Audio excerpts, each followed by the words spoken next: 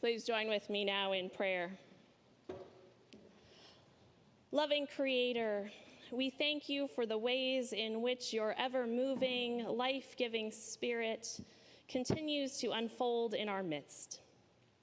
Open our hearts in love to your presence in this moment and to our neighbors near and far, both human and non-human, with whom we share this beloved earthly home. Amen. This week, we continue our sermon series on world religions with an exploration of some of the religious beliefs and practices of Indigenous peoples. This sermon can only very briefly highlight a few of these traditions. So if you are interested in learning more, there are a lot of great educational materials out there. And when I post this sermon on our website, I will also link to some resources that I have found interesting and helpful recently, if you'd like to take a look.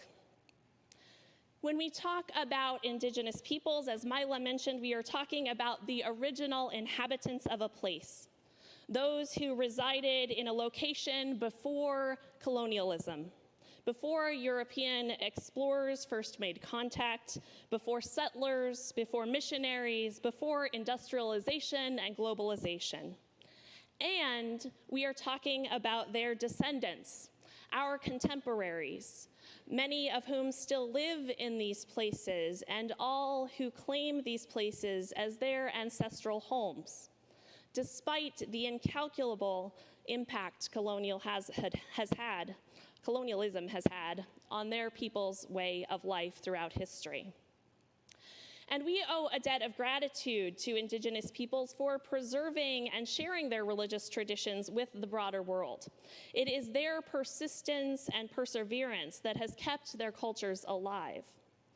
Here in Long Beach, we should particularly give thanks to the Tongva Nation, for we reside on their homeland. As we consider Indigenous religion, I also find it helpful to remember that all of the world's religions were, in a sense, indigenous at the beginning.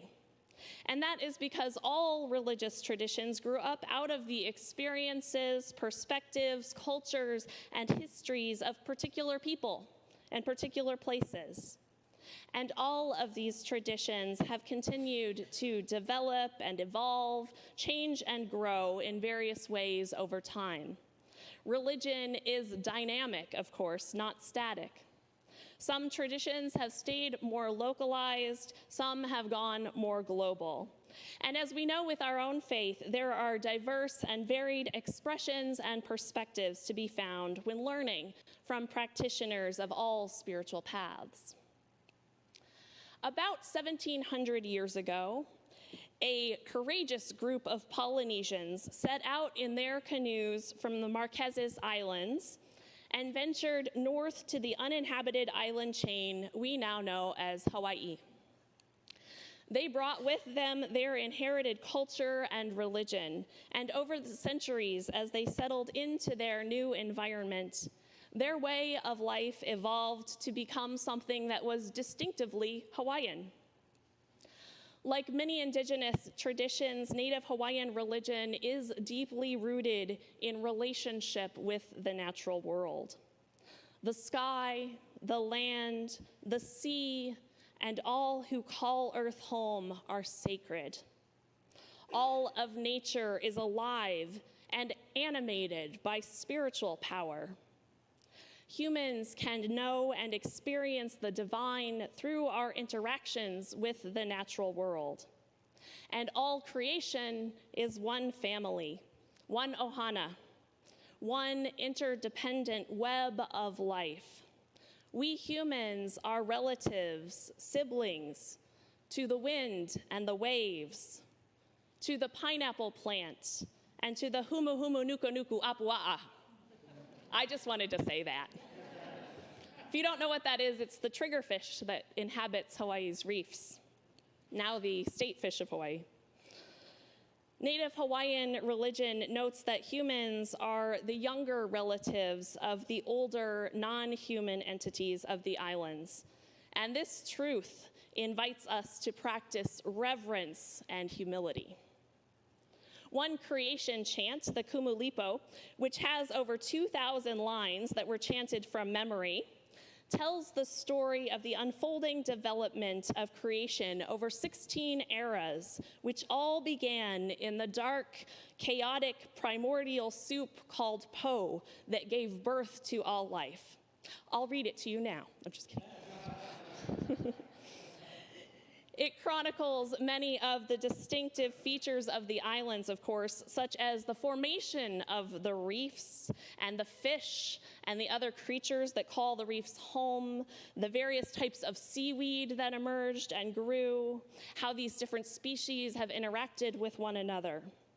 It's only after the creation of much flora and fauna in this chant that some of the major gods are finally created, and later, the first humans.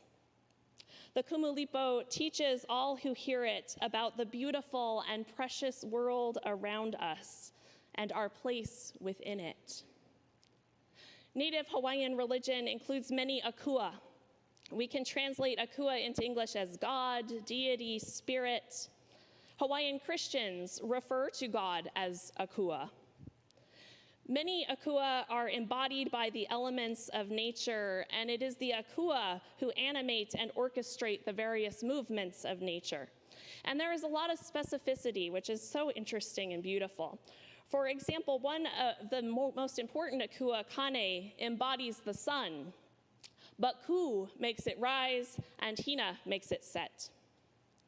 There are also important akua associated with fish and fishing, a central source of food. You've probably heard of one very well-known akua, Pele. Who's heard of Pele? Pele even made the New York Times when Kilauea erupted several years ago. She is the leader of a clan of akua associated with Hawaii's volcanoes. Pele is embodied in the lava and the one who causes it to flow. She is the creator of the islands, who is still creating land to this day. And humans must respect her power for both creation and destruction. It is Pele's younger sister who follows in her wake and is the one who brings forth new vegetation in the cracks of the cooled lava, making new land that Pele has created viable for life. The power of akua surpasses that of humans, of course, and calls for our worship and respect. There are thousands of akua that are named. Some say 40,000, that's a number I read. But many Native Hawaiians also note that there are more akua than humans know. And I love that idea. I think there's an inherent mystical leaning in this tradition that acknowledges that we can't possibly know all of the akua. There is always mystery in the divine and mystery in the cosmos that we humans can't comprehend. So, with all due respect to the Apostle Paul, I think perhaps that he may have misinterpreted the intent of the Athenians' altar to an unknown God. We don't always have to know, Paul. We don't have to know everything in order to worship, to experience awe and wonder and reverence, to have respect for the divine that is bigger than ourselves, that holds mystery and wonder. The Athenians might not have been looking for an explanation, but bless his heart, Paul sure likes to give them. However, Paul's theological perspective in this passage is a good one. God, known by many names, is the one who gives life to all, the divine presence, source, and spirit who is near, the one in whom we live and move and have our being. This idea actually meshes quite well with a lot of indigenous religious beliefs and practices that emphasize the creative power of the divine, that remind us that the divine presence is not somewhere else, but right here, right now, within all creation. Native Hawaiian spiritual practice also includes veneration of ancestors. Aumakua are ancestral guardians who protect and guide, comfort and strengthen, and impart wisdom and knowledge to their descendants. They are often embodied in non-human forms, such as animals or other elements of nature. And when family members die, it is their aumakua who meet them and guide them to the spirit world. When many Hawaiians converted to Christianity in the 19th century, veneration of aumakua is one element of Native Hawaiian spirituality that persisted strongly at that time, and it continues to. In fact, these days, many Native Hawaiian Christians have harmonized their indigenous religious beliefs and practices with their Christian faith. Many Native Hawaiian Buddhists have done the same with Buddhism. Native Hawaiian spirituality also centers on the idea that mana, or spiritual power, is what enlivens and animates all things. People have mana that manifests in various spiritual gifts, like perhaps the gift of prophecy, or the gift of a good memory to tell the stories and lead the chants, which, as I noted, some are quite long. Words have mana. Think of aloha. Think of the power that that word has. It is a word that has the power to express love, to express hospitality, to build community. Objects can have mana. Breath itself has mana that is life-giving and healing. Mana can be given to others by those who have the power to bestow it. Historically, this has included kings and chiefs. Akua can pass mana along to people. And one could even curse someone by taking away their mana, so be careful. Specific practices have varied throughout history, of course, but worship has often included rituals and prayers that honor and give thanks to Akua and ask Akua for help and for mana that is needed. Offerings of various sorts may be made to Akua. Chanting and dancing, including hula and other ritual worship activities, still persist in Hawaiian culture. These are religious practices that have developed within community over time. Like many religious traditions in other cultures, there were also prohibitions and regulations in Native Hawaiian practice, including dietary restrictions and codified gender roles and a defined social order. Historically, these have helped structure society, right? We find this in many, many cultures. And these have also evolved and changed over time, too. In 1819, King Kamehameha II abolished many of the strictest gender laws. Prior to that time, men and women had to eat separately, for example.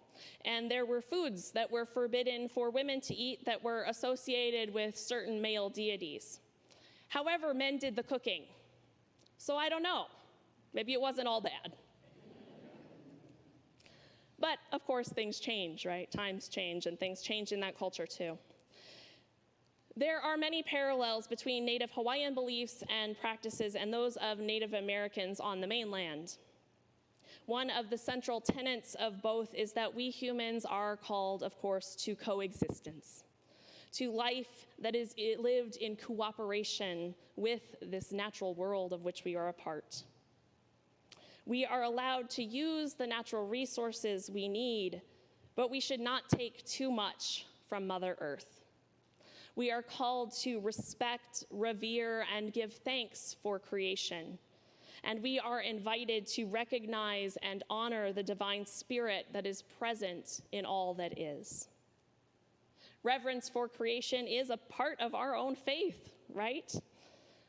Unfortunately, throughout history, many of our ancestors of European descent have too often forgotten and neglected this call to respectful coexistence. And many times throughout history, Indigenous peoples have reminded any who are willing to listen that the land itself is sacred and that people are part of the land, not above it.